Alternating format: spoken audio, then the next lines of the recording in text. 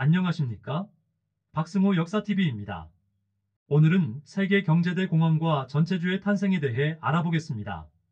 제1차 세계대전 이후 세계 경제를 이끌어가던 미국에서 1929년 과잉 생산과 투자, 전체적인 소비 시장의 축소 등으로 인해 대공황이 발생했다. 미국에서는 은행과 기업, 공장이 문을 닫고 실업자가 급증하였으며 농산물 가격도 크게 떨어졌다. 대공황의 영향으로 전 세계가 심각한 경제적 어려움을 겪었다. 미국의 루스벨트 대통령은 공황 극복을 위해 자유방임주의 경제 원칙을 일부 포기하고 시장에서 정부의 적극적인 역할을 중시한 케인스의 주장을 받아들여 뉴딜 정책을 추진하였다. 영국과 프랑스는 자국의 식민지와 경제 유대를 강화하여 경제 위기를 극복하려고 하였다. 그리고 영국과 프랑스 정부도 경제 통제를 강화하고 자국과 식민지를 연결하는 파운드 블록과 프랑 블록을 형성하여 공황에 대응하였다. 반면에 넓은 식민지를 갖지 못한 독일, 이탈리아, 일본의 경제 위기는 더욱 심각해졌다. 미국과 유럽 국가들이 대공황을 극복하기 위해 자국의 경제를 보호하는 정책을 실시하면서 세계 무역이 크게 위축되고 소비 시장은 더욱 축소되었다. 한편 국내 산업 기반이 상대적으로 취약하거나 넓은 식민지를 갖지 못하였던 국가들은 더욱 큰 경제적 어려움에 직면하게 되었다. 이때 베르사유 체제의 유럽에서 민주주의가 발전하고 사회주의와 연계된 노동운동이 활발해지자 이에 반대하여 개인의 자유 제한, 국가와 민족 공동체로의 획일적 결속을 추구하는 전체주의가 등장하게 되었습니다. 이탈리아에서는 1922년 무솔리니가 파시스트당을 이끌고 로마로 진군하여 정권을 장악하였다. 1933년 독일에서는 대공황 직후 나치당을 이끄는 히틀러가 선거를 통해 정권을 잡았다. 일본은 전후 불경기의 대공황으로 인한 경제 위기까지 겹치자 군국주의를 추구하면서 1931년 만주 사변을 일으켰다. 이들 국가들은 경제 공황의 해결책으로 침략 전쟁을 선택하게 된다. 이후 일본은 팽창 정책을 강화하여 1937년에는 중일 전쟁을 일으켜 중국에 대한 전면적인 침략을 감행하였다. 이탈리아는 제1차 세계대전의 승전국임에도 불구하고 다른 연합국에 비해 큰 보상을 받지 못하였다. 종전 후 물가가 폭등하고 실업자가 증가하자 사회주의 사상이 확산되면서 노동운동과 농민운동이 격렬하게 전개되었다. 이러한 상황에서 무솔리니는 파시스트당을 결성하고 1922년 로마 진군을 통해 정권을 장악하였다. 무솔리니는 파시스트당을 제외한 모든 정당을 해산하여 파시스트 일당 독재 체제를 구축하고 대공황으로 경제 사정이 더욱 악화하자 국가지상주의와 군국주의를 강화하고 1937년 국제연맹을 탈퇴하였다. 독일은 제1차 세계대전의 패전 책임과 배상금 부담 속에서 정치적 경제적 혼란을 거듭하였다.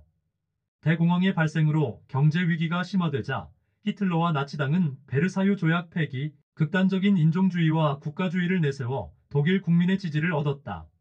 선거를 통해 나치당은 제1당이 되었으며 이후 히틀러는 바이마르 헌법을 무력화하고 1934년 총통이 되었다. 히틀러는 1933년 국제연맹을 탈퇴하고 독일의 재무장을 추진하는 한편 비밀 경찰인 게슈타포를 동원하여 강력한 독재 체제를 구축하였다. 제1차 세계대전 중 경제적 호황을 누렸던 일본도 대공황의 위기를 대외 침략을 통해 극복하고자 하였다. 1931년 만주 사변을 일으켰고 이에 대한 국제적 비난이 일자 1933년 국제연맹을 탈퇴하였다. 이 과정에서 군부가 쿠데타를 일으키는 등 일본의 군국주의가 더욱 강화되었다. 이탈리아, 독일, 일본, 소련의 전체주의 성격과 인물을 자세히 살펴보기로 하자. 먼저 이탈리아의 파시즘은 1920년대에 나타났던 독재적인 정치 경제 사회 사상 정책의 통칭으로 이탈리아 무솔리니에 의해 재창되었다. 원래 파쇼는 이탈리아어로 묶음을 의미하지만 단결 또는 일치라는 말로 변질되어 후에는 독재적 강권적인 정치 형태를 나타내는 말이 되었다. 개인의 뜻보다는 국가를 중요시하고 군사적 가치관과 전투 및 정복을 찬양하며 국가를 상징하는 카리스마적인 지도자에게 완전히 복종하는 것이 파시즘의 특징이다. 무솔리니는 국가를 떠나서는 인간과 영혼의 가치도 존재하지 않는다. 어떤 단체도 국가를 떠나서는 존재하지 않으며 국민이 국가를 발생시키는 것이 아니라 국가가 국민을 창조한다 라고 주장했다. 독일의 니치즘은 독일의 히틀러가 이끈 국가사회주의 독일 노동자당, 즉 나치당의 공식 이념이었다. 나치즘에서는 독일 민족이 다른 민족보다 우월하다고 주장하며 강력한 중앙 집권적 제국을 지지하였다. 히틀러의 입이라고 불린 독일 나치 정권의 선전 장관 괴벨스는 인종주의에 따라 유대인 말살 정책을 추진함으로써 수백만의 무고한 유대인을 학살하였다. 민족주의 국가는 인종을 모든 생활의 중심에 두어야 한다. 국가는 인종의 순수한 유지를 위해 배려해야 한다. 자기가 병약하고 결함이 있는데도 아이를 낳는 것은 다만 치욕일 뿐이며 오히려 아이를 낳는 일을 단념하는 것이 최고의 영예이다. 우리 국가사회주의자는 단호하게 우리의 외교 정책 목표, 즉 독일 민족에 상응하는 영토를 이 지상에서 확보하는 것을 고수해야 할 것이다. 그는 나치의 상징인 하켄크로이츠와 독특한 제복, 거창한 행사 등을 통해 대중을 최면 상태로 몰고 가는 기술을 개발한 20세기 최고의 정치 연출가이다. 괴벨스는 언론 매체와 대중 연설을 통한 선동 기술로 독일 국민을 나치즘으로 끌어들이는 데 결정적인 역할을 하였다.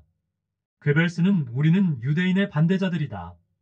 유대인은 독일을 둘로 쪼개놓았고 이것이 바로 제1차 세계대전 패전과 혁명의 타락을 가져온 화근이었다. 유대인은 기생적 생명체이고 창조성 없는 타락한 악령이고 우리 인종의 의도적인 파괴자이다. 라고 주장했다. 일본의 군국주의는 군사력을 국가의 최우선 순위로 두며 침략, 약탈, 정복, 무기 생산 등 일련의 전쟁 행위를 국가의 근간으로 삼는 이념이자 체제다. 일제가 본격적인 군국주의 국가가 된 것은 1930년대 대공황 이후의 일이지만 일제는 전체주의가 일본의 무사도 그리고 일본식 호국불교, 승병 문화와 결합하여 군국주의로 바뀌었다. 소련의 스탈린주의는 1920년대 후반부터 약 30여 년 동안 소련의 권력자였던 스탈린의 정치 노선으로 국가 중심의 사회주의 이념을 가리킨다. 이는 스탈린이 사망한 후 집권한 흐루쇼프에 의해 좌익 편향의 개인이나 정권에 의한 독재적, 임의적, 억압적 행위 양식이라고 비판을 받았다. 스탈린은 우리는 소련의 영토를 분할하려고 시도하는 적들을 모조리 없애버릴 것입니다. 설사 그들이 옛 볼셰비키라고 하더라도 우리는 그들의 가족까지 없애버릴 것입니다. 우리는 생각과 행동으로 우리 사회주의 국가의 통일을 해치는 자는 모두 가차없이 처단할 것입니다. 라고 주장했다. 이상으로 세계 경제대공황과 전체주의 탄생에 대해 알아보았습니다. 다음 영상에서는 제2차 세계대전에 대해 알아보겠습니다. 구독은 저에게 많은 힘이 됩니다. 안녕히 계십시오.